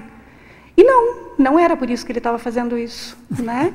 Então, ele estava fazendo isso porque ele gosta de falar com as pessoas, especialmente quando essas pessoas são de um outro lugar onde ele não conhece, né? Então, ele busca um pretexto, né, para falar com as pessoas, né? E aí eu fiquei pensando, quando eu falei para ele, mas você foi lá confirmar, mas o que mais que você queria com a pessoa? Né? Ele disse, não, eu fui falar porque eu gosto de falar com as pessoas, né? E aí ele falou isso várias vezes durante a viagem, e isso me chamou a atenção. Você vê, a gente está há 30 anos juntos, né? E, por hora, eu poderia interpretar imediatamente que era por esse traço, né, de assertividade e de método, né, de sempre checar as coisas antes de fazer, de modo a errar menos, que esse seria o motivo, e não era. Então, se a gente tem isso com os outros, né, a gente também tem com a gente, de achar que a gente sabe da gente, né, ou conhece a gente completamente. E talvez esse seja um dos equívocos mais graves que a gente comete, sabe?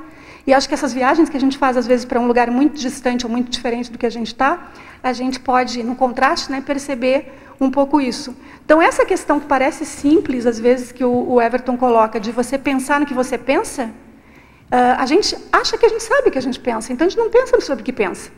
né? Então, parece que aquilo que ele está falando é uma coisa simples, porque, enfim, mas não é. A gente não faz isso. A gente não pensa no que a gente pensa, né? Muito menos não pensa no que os outros estão pensando ou nos dizendo e se é assertivo aquilo que nós estamos interpretando a respeito deles, né? E isso é muito frequente, isso é cultural, isso é cotidiano. Quanto mais frágil a nossa educação, quanto mais difuso o estímulo para você prestar atenção no outro, mais isso acontece. Mais frequentemente isso acontece, né? Quer dizer, mais nós... É paradoxo, paradoxalmente, né? Menos a gente efetivamente faz o exercício e mais a gente acha que já sabe, né? Então, queria colocar isso porque eu acho que é um aspecto importante. Queria aproveitar essa fala da Nara e te fazer uma pergunta, Everton, aproveitar que você está hoje aí na cobaia. O que você acha, talvez até a Nara também possa dar a opinião dela, o que você acha, o que você considera que, no seu caso, é o motor principal que orienta esse grau de desperticidade que você já conquistou? Então, assim, algum traço de temperamento, alguma coisa, algum mega trafora, alguma coisa que, sabe, que no seu caso é aquele gancho que quando a coisa aperta você se segura, entendeu? É o meu mater pensene, que é a assertividade. A assertividade. Eu procuro errar o mínimo possível. Eu acho que esse é o ponto. E nesta linha, tudo isso é necessário. Como que eu vou fazer para isso? Porque, em tese, tudo que a gente faz está errado, porque existe um jeito melhor de fazer, né? Que a consciência livre sabe. Então, o que eu faço para errar menos? Isso, entendeu? Ainda que doa no ego, né? Por exemplo.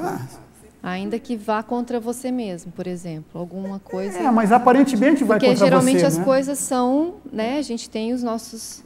né? Puxa para um lado, às vezes o conflito, a base do conflito, que é a base do autoassédio, é essa ambiguidade, né? Então, tem o lado A, o lado B, o lado C, e às vezes a gente quer puxar para o lado menos assertivo, né? Esse é um problema sério, mas aí você tem que colocar tudo que você tem, né? Que, de certa forma, é o que eu estou tentando trazer aqui, que me ajuda, porque é isso. Meu mater pensene é assertividade. Eu procuro errar menos. Para errar menos, eu tenho que analisar a situação e aí é aquilo, né? Paciência. Às vezes, você vai ter que desfavorecer um amigo. Sim. Você vai ter que desfavorecer a você mesmo, mas... Que entra a parte afetiva, é aquilo que para mim, é mais difícil em termos de desperticidade. Às vezes, quando você tem que considerar o aspecto afetivo do contexto, mas optar pelo mais adequado, assertivo, com mais discernimento. Para mim, a parte mais delicada é essa. Esse é o aprendizado, esse é o grande aprendizado. Eu acho que é por aí que cresce essa condição. Né? No momento em que você começa a buscar essa limpidez, essa lógica, essa racionalidade, você não pode deixar de lado, né, as pessoas que estão com você, as pessoas que você gosta, toda essa questão de grupalidade, isso faz parte. Né? Só que não é isso que deve, digamos, nortear suas decisões. Entende? Então, tem que ter a lógica, a racionalidade, a coerência, a cosmoética, o autoabsolutismo, e aí nós temos esse corpus de conhecimento da Conscienciologia, ele é ótimo, porque ele nos coloca princípios que não presta mesmo, eu sei que é fácil a gente falar aqui, mas isso nós temos que trazer para o dia a dia, e eu penso que a maioria de nós aqui já está numa idade, que viu as consequências das nossas decisões. Então, você toma uma decisão aqui, sem pensar muito, com base mais afetiva, você vê que no tempo não foi mais acertado. Né? Às vezes não foi nem o melhor, né? Na maioria das vezes não foi o melhor, aquele melhor que você achou que seria, não foi. Então, eu acho que esse é o acúmulo de experiências, não só parapsíquicas, mas nos nossos relacionamentos. Então, isso é o que me move. Né? É isso, é a busca por errar menos. Nara, concorda?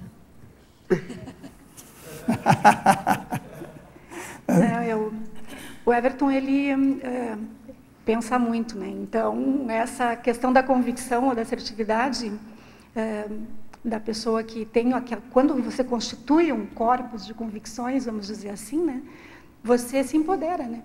Você fica mais forte. Eu acho que essa questão que você fala da afetividade ou da questão da carência é ao mesmo tempo uma coisa boa, mas na desproporção ela é um problema, né? Quer dizer, se a gente não tiver um equilíbrio em relação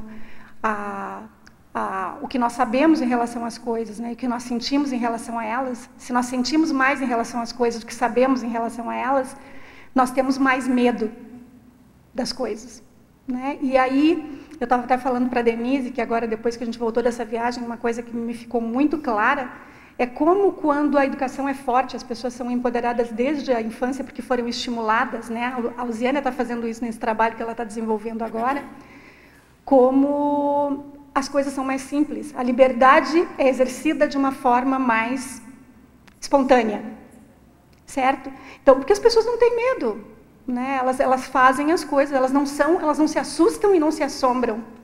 Então, tudo cai naquilo que o Valdo falava mesmo, sempre falou do estudo é estudo, e às vezes a gente acha, né, que isso é uma dose. Não, mas é o estímulo. Eu comentei que a gente foi no Museu d'Orsay, em Paris, e aí tinha uma professora, na frente de um Renoir gigante, um quadro enorme na parede, os alunos todos ali sentadinhos para ter aula, pequenininhos assim, pequenos, bem pequenos, tipo segunda série, coisa assim. E ela estava explicando os detalhes técnicos da construção da obra do Renoir. Detalhes técnicos da construção. Porque ele usou isso nesse enquadramento aqui e ali.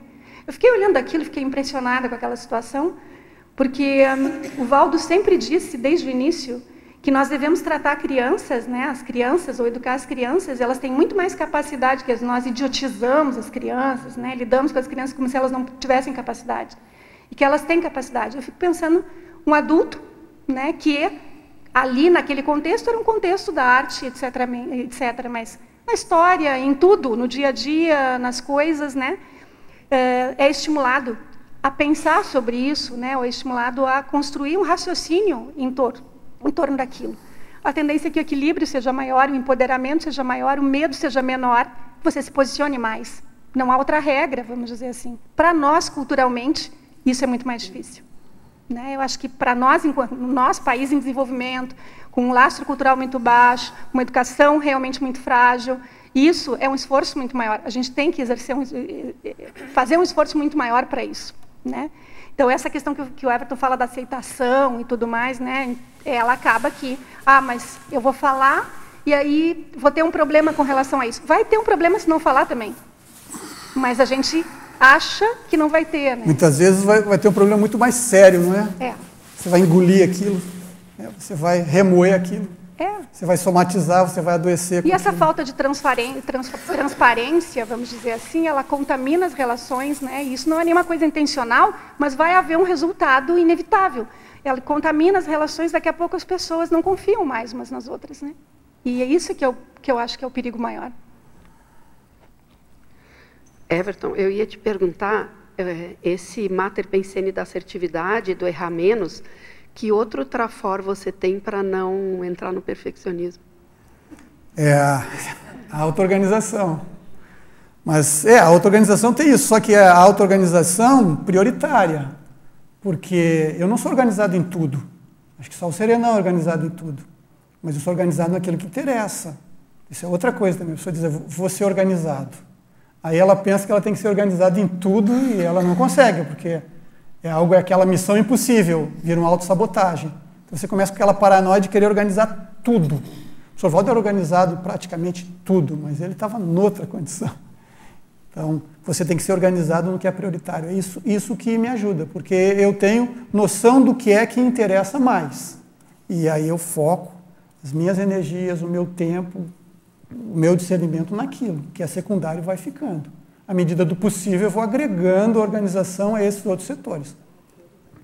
Prioridade, organizar o que é prioritário. É óbvio que você fica numa linha, não é? Então tem a organização, aí de um lado tem o perfeccionismo, o toque, isso eu já superei. Mas tem a coisa assim do controle, né? Uma coisa que, sabe, isso para mim é um fio da navalha, né? A organização e o controle. Né? Claro, tem que ter o controle excessivo, né? Ser controlador. Então, isso é um ponto que você tem que cuidar. Então, quer dizer, você tem lá um viés, uma tendência, que você tem que pegar essa tendência e levar para o melhor dela.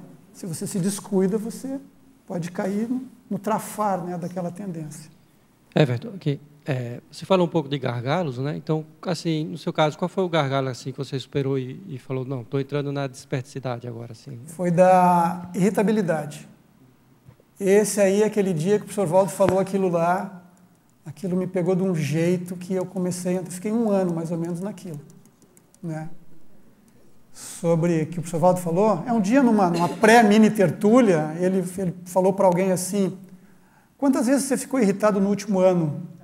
Aquilo ali foi que aquilo me abalou. E eu passei quase 1 ano trabalhando. Não foi para mim. Não foi para mim. Mas serviu direitinho para mim. E eu fiquei quase 1 ano trabalhando isso. E aí eu vi em mim, vi em muitas pessoas, né, que me deram feedback, né, pessoas que me diziam assim, nossa, eu ouvi aquilo, mas eu não sou uma pessoa irritada. E aí começou a examinar e a pessoa começou a ver que ela se irritava simplesmente por tudo. Tudo e qualquer coisa ela se irritava, né? E esse é o ponto que, para mim, foi o grande gargalo, digamos assim. Então, eu comecei a ver no meu dia a dia o que me irritava. E não era assim muito, mas era. E tem coisas assim que, por incrível que pareça, não é aquela irritação de você chutar a parede, gritar, bater na mesa. É aquela irritação, né, que gosta de brincar assim com você, sabe? Aquela irritaçãozinha assim, você dá aquilo. Isso já conta, isso conta como irritação.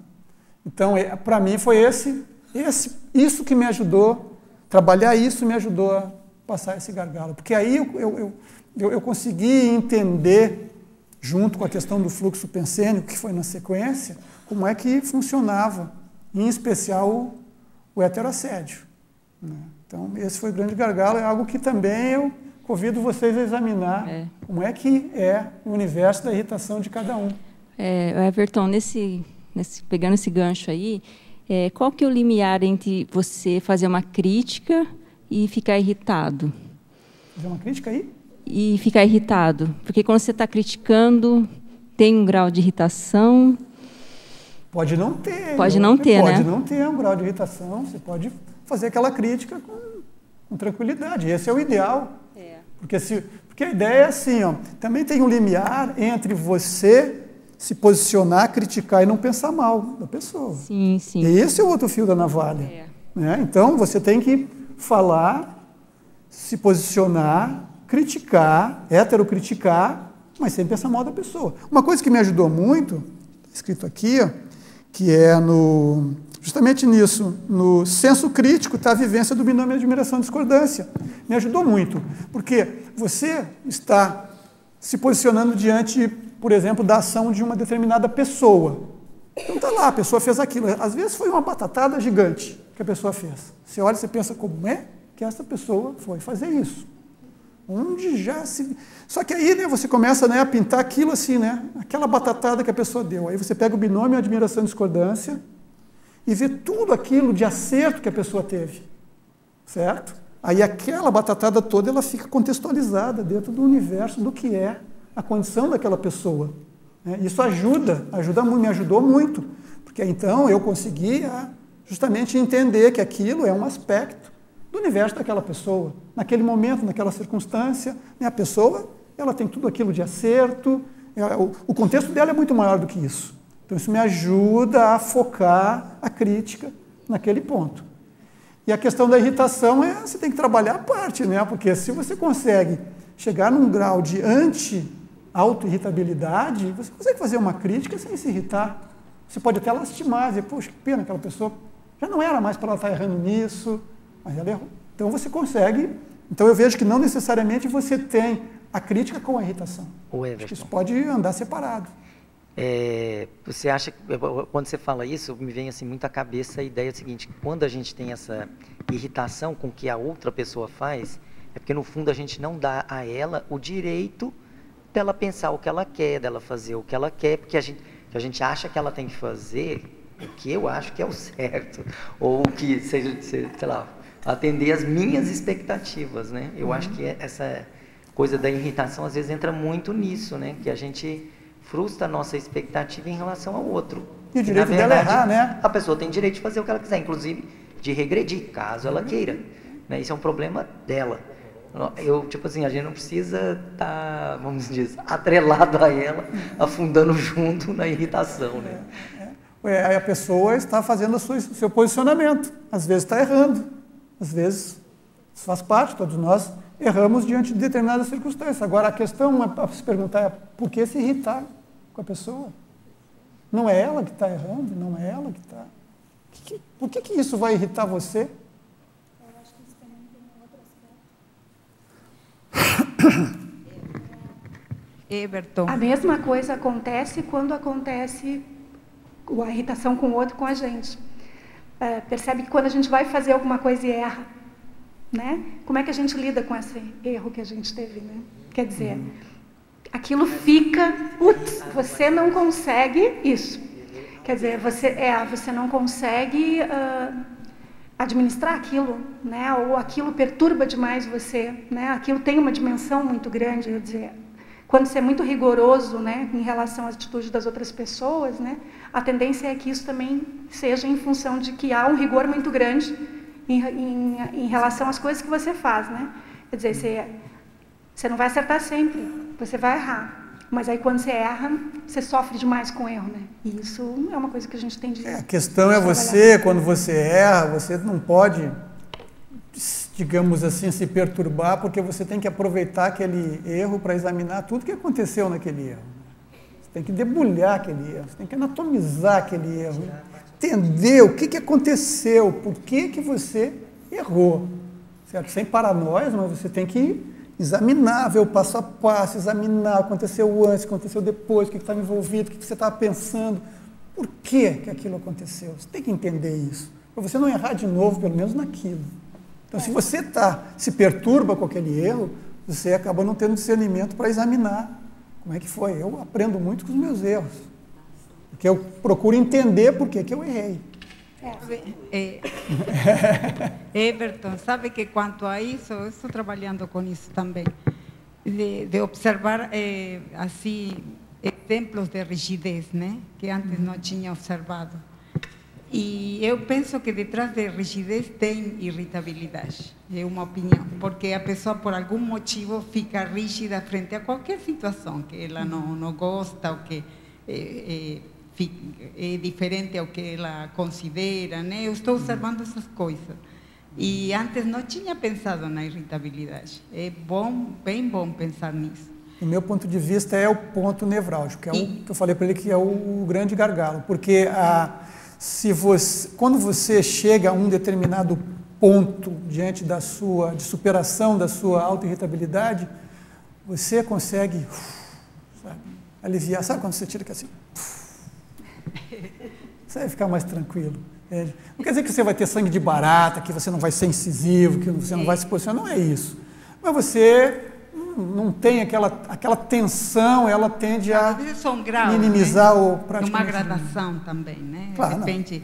Mas também estou com isso, considerando como o erro, o paradoxo do erro, fazer parte da busca do acerto. Claro. Isso é uma questão, né? O diferente é a omissão ou a negligência. Mas quando a pessoa está tentando procurar que tudo dê certo e assim mesmo erra, e está o imprevisto, né? Também. Tem um verbete lá do Sorval da enciclopédia que é erro lógico. Mas isso eu penso que faz parte. Enquanto a gente se movimenta para... Eu penso que isso tem aí está o aprendizado. A consciência não é que não fez nenhuma coisa, fez, mas achou que era de um jeito e era do outro. Eu penso que nesse ponto eu estou trabalhando com isso, de desdramatizar o erro para aprendizado, não que seja hábito, né?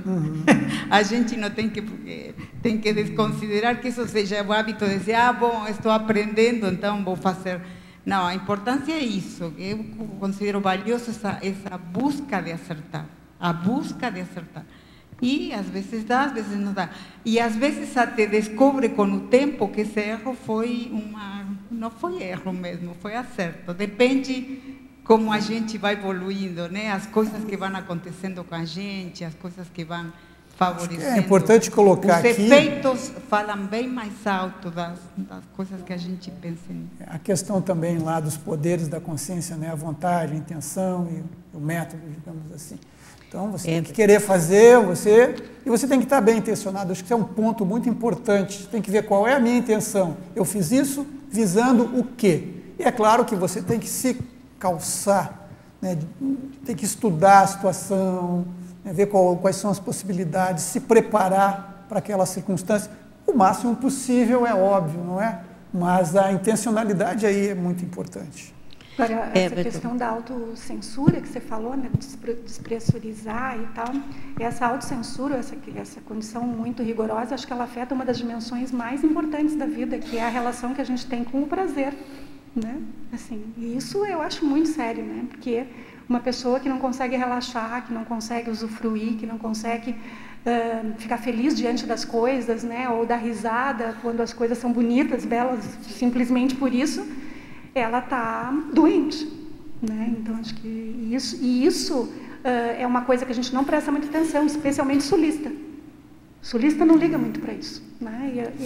Eu acho que nessas horas a gente tem que prestar atenção para a cultura, porque a cultura é um negócio muito mais sério. Quer dizer, assim, a influência, a mesologia, ela é muito mais séria, né? Ela é séria, sempre foi, o professor Waldo sempre ressaltou, a gente sempre soube, mas cada vez a gente vê o quão mais séria ela é, né? Eu acho que isso acontece em qualquer lugar, mas o sul do país, aqui na nossa região, né, tem essa tendência maior, né, que é você se acostumar a não ter prazer, né? Como é que distímico? Distímico, né? A pessoa fica e nem se dá conta que está, né, distímico. Everton, você falou que está no limiar da desperticidade, né, anteriormente. Mas, Despertinho. Mas então eu quero saber qual foi o efeito nesse despertinho, ou se deu um passo, ocorreu em relação à tua condição de participante do colegiado da Conscienciologia. Porque me parece que a demanda aumentou e a visão, talvez, não sei, tenha ficado mais macro, a responsabilidade parece que aumenta, a pressão extrafísica deve aumentar também. Qual foi o efeito, então, nesse teu gradiente de desperticidade? Do fato de eu estar compondo o colegiado? Isso, o fato de você pertencer ao colegiado.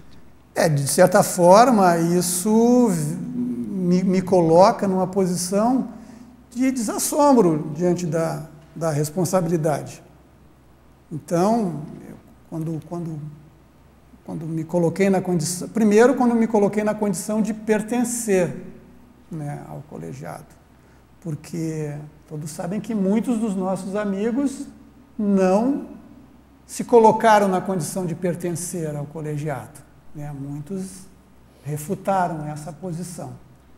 Eu achei que eu não poderia fazer isso porque foi uma proposta que o professor Waldo trouxe, né? Ele deixou bem claro que esse seria, né, o desejo dele de funcionamento quando ele não estivesse mais aqui.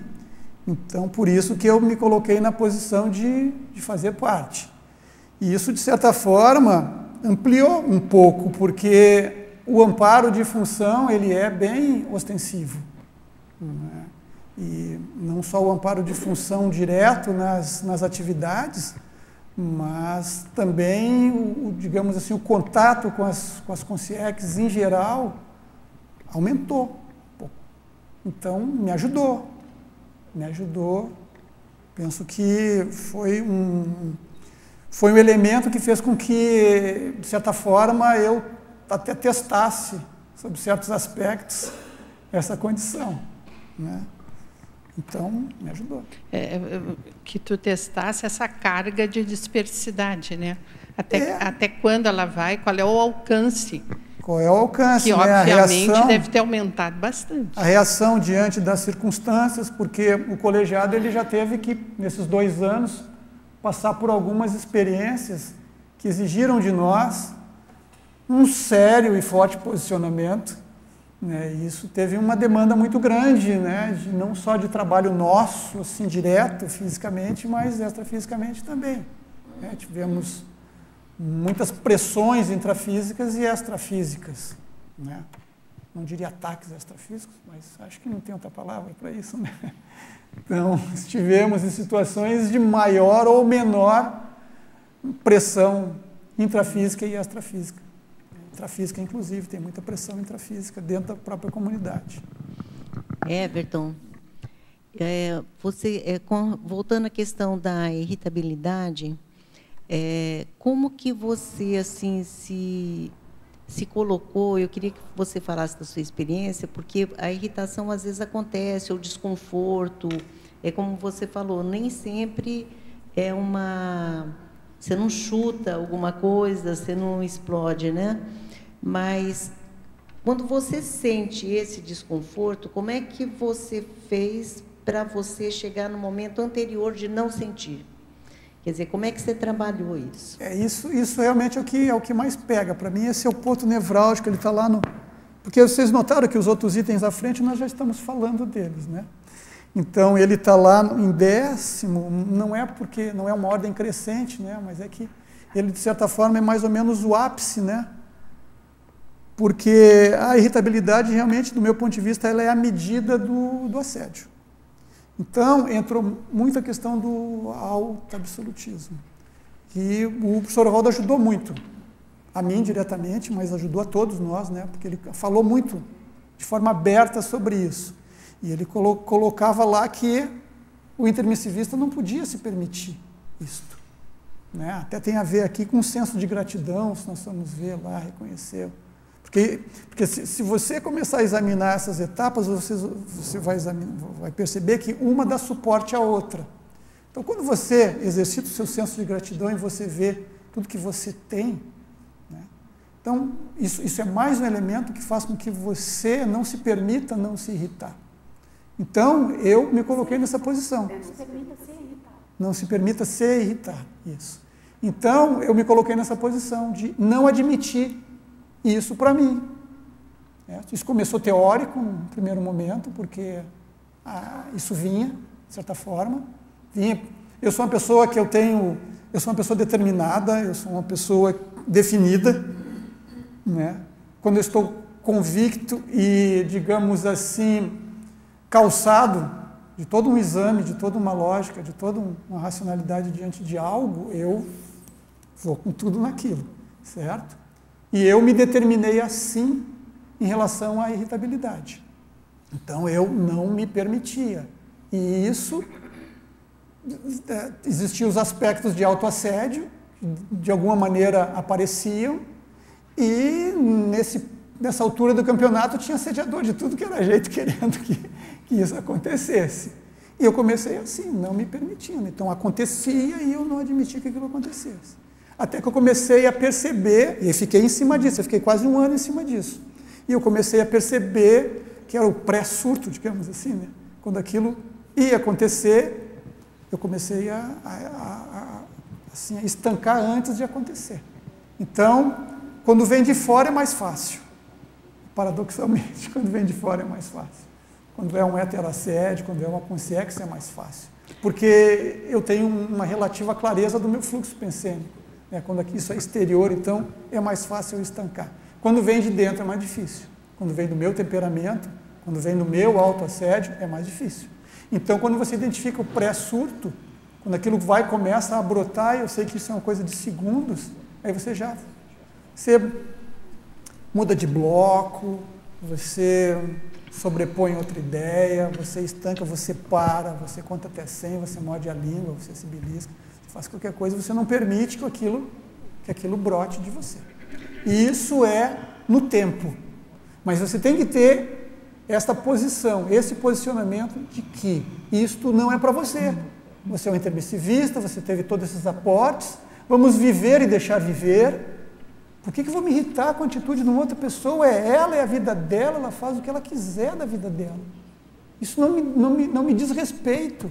Por mais que me afete, eu vou administrar isso em mim, não com o posicionamento dela.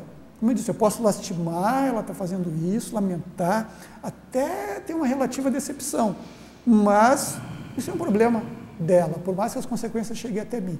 E me irritar com determinadas coisas, tem gente que Se o copo não estava aqui, a pessoa se irrita. Eu sei que você não está falando dessas, mas vamos examinar o nosso cotidiano para ver até que ponto isso também não nos incomoda, certo? Então começa assim.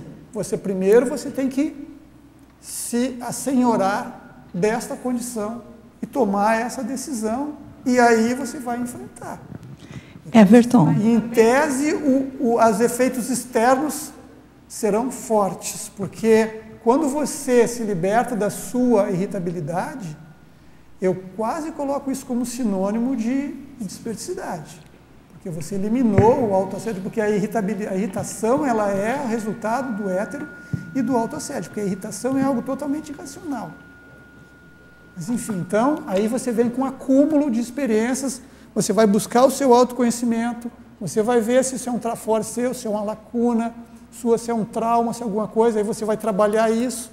Então você vai trabalhar direta e indiretamente a sua irritabilidade. O fato em si, aquele que borbulha, a erupção, e o que está ao redor disso. Porque aí você vai identificando aquilo e você vai solapando a causa daquilo, até que você chega num equilíbrio. Tem lá um outro verbete que ajuda muito, que é a autovigilância ininterrupta. Isso também é importante. Você tem que... Isso é algo que vira constante. Só que você não sofre com isso, vira uma segunda natureza. Autovigilância ininterrupta. Então você não sofre com isso. Isso não é perturbador para você, você está atento a tudo que está ao seu redor. Isso fica lúdico. Eu me divirto quando eu vejo os filmes na TV, eu digo, aquela cena anterior, aquilo não estava assim, o batom estava assim, aquilo não estava em cima da mesa. Porque você começa a enxergar tudo ao seu redor. E isso é lúdico. Agora, Everton, gente, eu só quero dar um recado só. Tá todo mundo ligando os microfones ao mesmo tempo. A gente não consegue controlar a microfonia. Só ligue o microfone na hora que vocês forem falar. Pode ser?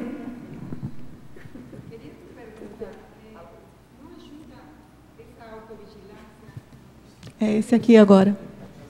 Olá. Agora, não ajuda nesse ponto de vista o tema da parapercepção? Porque a autovigilância ininterrupta poderíamos pensar o tema da captação da consciência, né? Acontece o fato e se dá para perceber, às vezes, o para quê, o que está nesse contexto acontecendo, ajuda muito a compreensão, né? Para a gente não se irritar porque compreende o que está acontecendo. Tudo é parapercepção. Não existiria a percepção pura, porque nós não estamos... É didático você falar de intrafisicalidade e extrafisicalidade. Também é uma diferenciação didática. Porque nós não podemos dizer que existe a intrafisicalidade e a extrafisicalidade. Não, porque se apresenta junto. Existe a multidimensionalidade. Nós estamos aqui permeando muitas dimensões. E nós falamos, né, o professor Valdo colocou didaticamente aquela mais densa, que ele chamou de intrafísica, e a mais sutil, que ele chamou de extrafísica. Mas é uma condição, é a multidimensionalidade. Então, nós estamos sempre... A parapercepção está em tudo.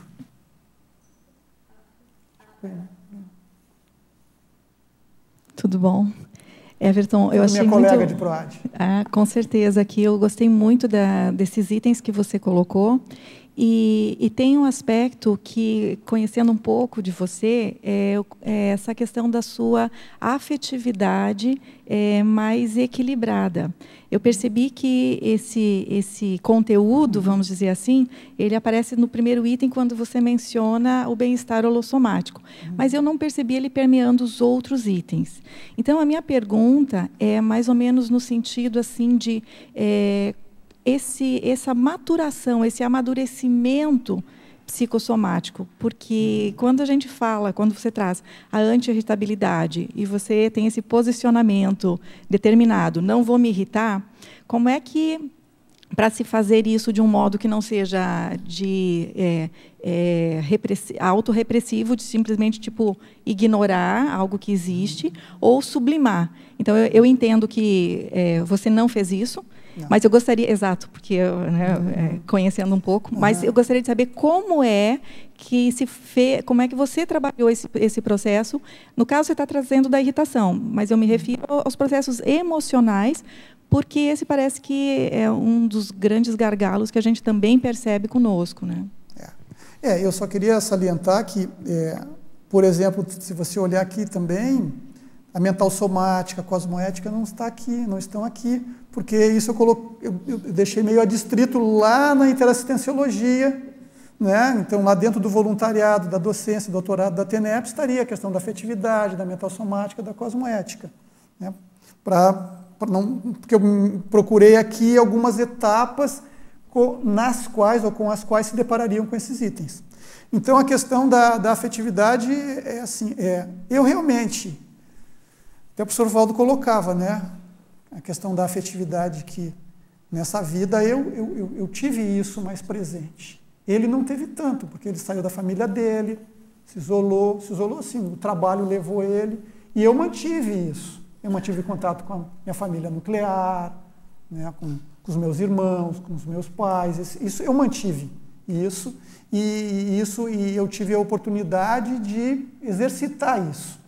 O trabalho dele é outro, né? Então, eu estou trazendo isso porque o professor Valdo é uma figura de grande espelhamento para nós e de aprendizado, mas a gente tem que ter, né, o discernimento de saber que tem coisas dele que nós só vamos chegar daqui a alguns milênios. Então, algumas coisas servem de exemplo dele para nós, outras é para o nosso futuro evolutivo, digamos assim. Então, eu estou falando isso porque eu vejo muitas distorções entre nós, em especial nessa questão da afetividade. Então, eu sei também que a Conscienciologia, ela cria um certo ambiente assim, propício para acomodar algumas repressões. Certo? Então, em nome da mental somática, há a repressão psicossomática. Então, por isso que é muito importante esses cursos aí sobre monarquia, sobre religião, para que se possa ter o discernimento do que realmente é mental somático e o que é repressão psicossomática. Então, essa questão da afetividade versus irritabilidade é algo que você tem que ter, assim, partir do princípio que você vivenciar a sua afetividade não necessariamente significa que isso vai afetar ou transformar o seu discernimento diante da irritabilidade. Porque você convive com as pessoas, você gosta das pessoas. E, de certa forma, se elas, de alguma maneira, colocam alguma posição que supostamente possa irritar você, de que forma isso vai afetar a sua afetividade? Você vai gostar menos daquela pessoa porque você se irritou com ela? Você vai gostar menos daquela pessoa porque ela não está atendendo às suas expectativas? E você tem que começar a ver qual é o seu problema nisso. Por um tempo, esteve nas paredes das sedes do IPC, né? Se existe alguma coisa, alguém me ajuda aí, se existe alguma coisa na outra pessoa que te irrita ou que alguma coisa, é porque esse traço é seu. Parece que é alguma coisa assim que estava escrito lá. E eu acho que isso faz o maior sentido. Então, pensa, você vai gostar menos de uma pessoa porque ela não é o que você queria que ela fosse? Aí entra, sabe, a análise lógica e racional da situação. Você gosta daquela pessoa, ela não é o que você idealizou. Eu sei que isso acontece muito, mãe e filho, né? Os filhos, né? Você quer que o filho seja aquilo tudo, mas ele é uma pessoa, ele tem uma personalidade, ele vai ser quem ele tiver que ser. Óbvio que o seu papel de educador, e aí a mãe, a professora, seja lá o que for, o seu próprio autoexemplo, vai influenciar de certa maneira, mas aquele temperamento é dela. Se a pessoa é irritante, né? Paciência, é ela. Agora, sabe, você tem que ver o seguinte, por que aquela atitude provoca isso em você? Então é importante você trazer o foco para você, porque a pessoa está lá. Você, a princípio, está aí para conviver com ela, para ajudar no que for possível, para aprender com ela, certo? E para desinosar, seja lá o que for que você tem no seu relacionamento com ela, ou simplesmente para estar junto com ela no seu crescimento. Então, traz o foco para você. A irritabilidade provocada por uma pessoa que você gosta ou pela relação de afeto que você tem com outra pessoa é um problema, a princípio, seu. Porque foi você que se irritou. Certo? Então, a outra pessoa pode ter provocado, mas foi você. Você é o agente da sua irritação. Não é a outra pessoa. Entendeu? Por mais que ela tenha provocado o fato, foi você que se irritou.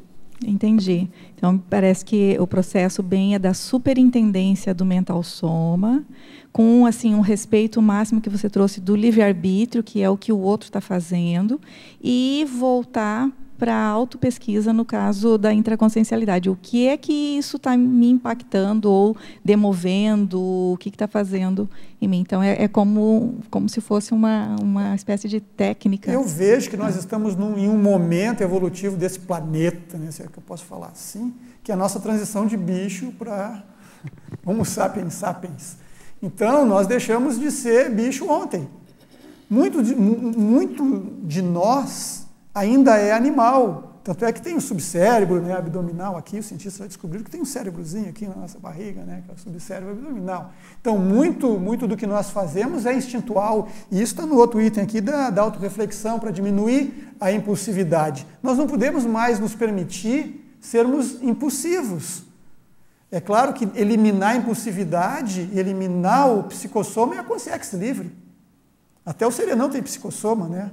Até lá nós temos que lidar com o psicossoma. Então, até lá, nós temos que lidar com essa condição instintual que está latente em nós. E a maneira de lidar com isso é através do mental soma. Então, através do mental soma é que nós examinamos o quanto nós estamos sendo instintuais, o quanto nós estamos reagindo sem pensar. E é aí que nós iniciamos esse processo de autoconhecimento, de metapensenização, porque nós vamos começar a compreender como é que nós funcionamos. Volta lá na metapensenidade. Como é que os pensenes chegam na nossa cabeça. E aí nós temos que ver, se nós conseguirmos examinar o pensene antes de ele ter um efeito reativo em nós, nós conseguimos minimizar a nossa impulsividade. Penso que esse é o ponto. Esse é o ponto que, junto com a anti-irritabilidade, nos leva a esse patamar de autodesassédio, pelo menos inicial.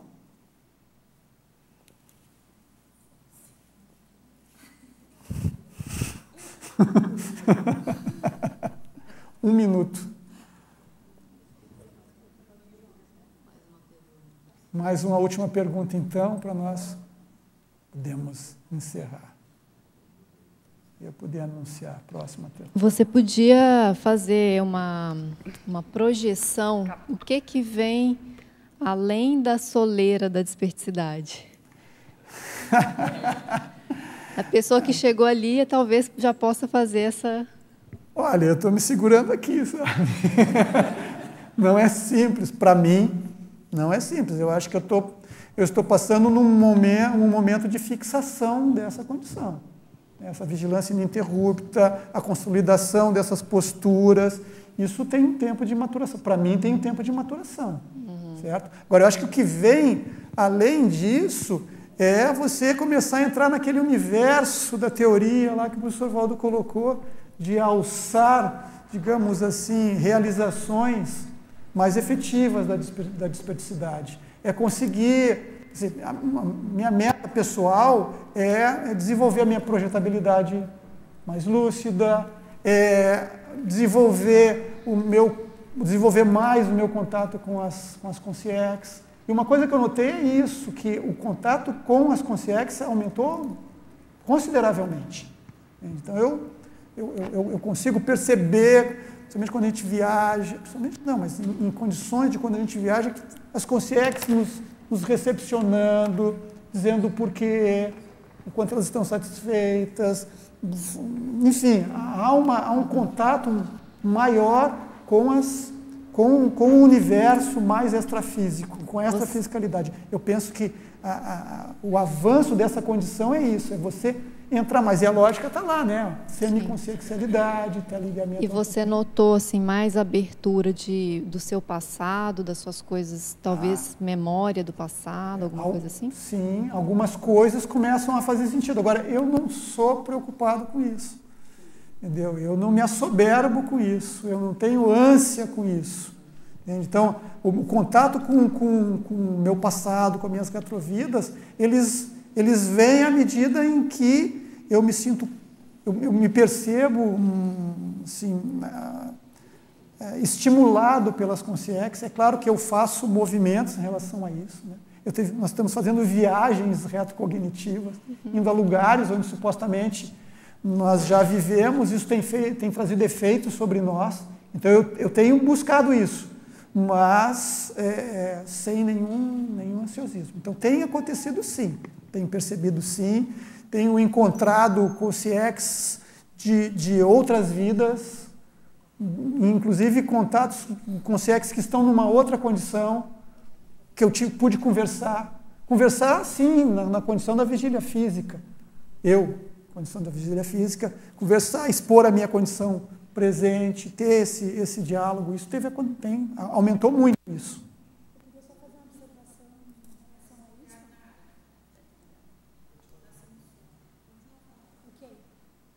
Só fazer uma observação com relação a isso, é que eu acho que do momento em que o Everton fez, né, praticou a assunção da desperticidade para cá, né, eu vejo uma distinção bem grande de hoje para aquela ocasião. Naquela ocasião, ele já tem um perfil de muita concentração e muita disciplina, né, em relação às decisões que toma, etc. E ele, naquela ocasião, tinha isso em evidência. Então, estava sempre muito concentrado nisso, né?